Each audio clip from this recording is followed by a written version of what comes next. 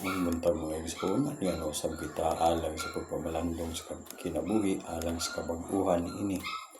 Adiin ang Dios makanunayon nagahatag nato og panag-ingnan sa pagkinabuhi nga matinumanon nga naha kaniya, magkinabuhi nga anaa ang pagkamataron, pagka mapainubsanon, no? Tungod kay nakita sa Dios nga ang mga tao nga anaa sa yuta, sukad pa kaniadto ana-ana ang kadautan. No? Kung nato basahon ang Jeremias 16:12, matod pa yung sa dinhi Jeremias 16:12.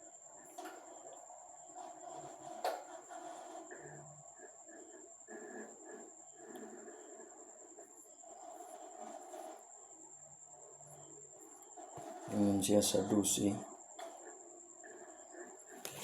Og labaw ang kangilad sa inyong nahimo kaysa nahimo sa inyong mga amahan.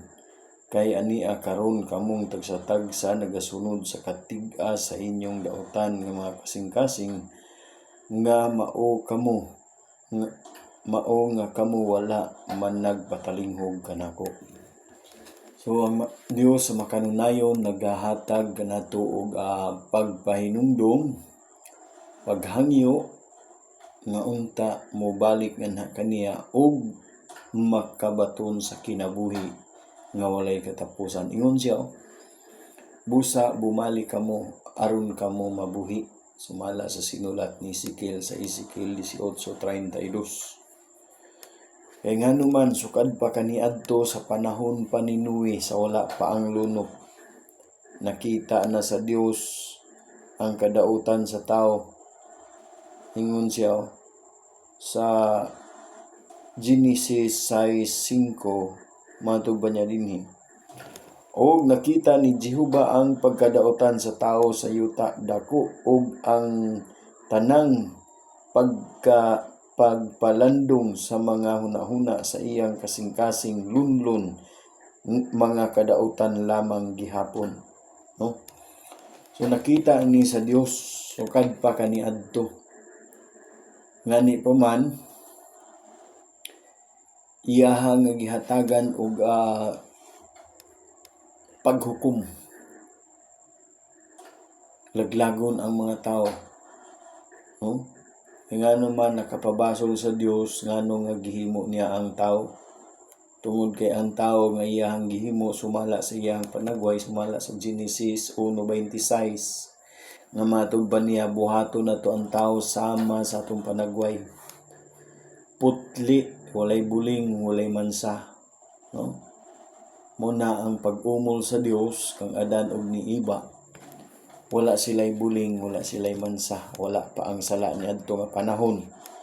Sa diha nga nakahimo sa paglapas sa sugo sa Dios, si Adan ug si Eva, diha pod ang mga katawhan na tao nga ana-ana ang mga sala.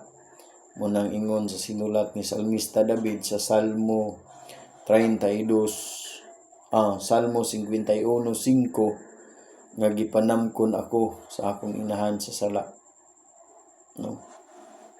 So ang tanan nga natawo nga ana-ana ang sala, ang bayad sa sala mao ang kamatayon. Busa nagpahinumdom ang Dios nga matod pa niya, og miingon si Jehova, pagalaglagon ko gikan sa naong sa yuta ang tao nga akong gibuhat sukad sa tao hangtod sa mananap og hangtod sa mga butang nga nagakamang sa yuta ug sa mga langgam nga naga sa kalangitan, kay kini nakapabasol kanako nga gibuhat ko sila. So makita nato mga igsoon nga ang Dios wala gayud mahimuot sa mga buhat nga anaa ang kadautan. Busa naghangyo ang Dios sa matag usa kanato nga ato biyaan ang mga buhat nga anaa ang kadautan aron mabatnan nato ang kinabuhi nga walay katapusan matud pa niya. Lakaw ug ayaw na pagpakasala handom sa Dios nga human si Jesus magpalansa ngadto sa krus aron kita makabaton og kaayuhan, magakinabuhi kita nga magapahilayo sa buhat nga naa ang kadaotan. Sama kanghog nga matud pa sumala sa balaang kasulatan nga gisaysay sa Dios nga sihog hingpit og mahinadlukon nga kaniya og nagalikay sa mga buhat nga naa ang kadaotan. Muning handom sa Dios sa matag usa kanato nga diin kita makaplagan nga sama kang Noe, ana ay kahimuot ang Dios. Ingon siya, apan si Noe nakakaplag og kahamuot sa mga mata ni Jehova. So handom sa Dios sa matag usa kanato nga kita ang tanan makaplagan nga mahimutan sa Dios nga matud pa sa sinulat ni Pablo. Ingon siya diha sa ikaduhang Timoteo 2:15 nga matud ba niya, magbuhat kamo nga makapahimuot nga sa Dios, no?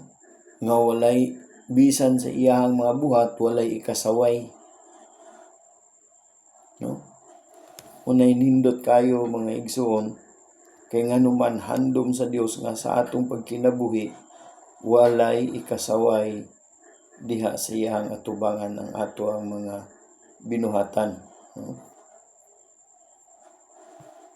Naa ang handom sa Dios. Magkugi ka sa pagpakita sa imong kaugalingon nga kahimutan sa Dios usa ka magbubuhat nga walay ikaulaw, mahibalo nga bahin-bahin sa pulong sa kamatuoran. Amo ni mga igsoon, subli maayong buntag kanatong tanan.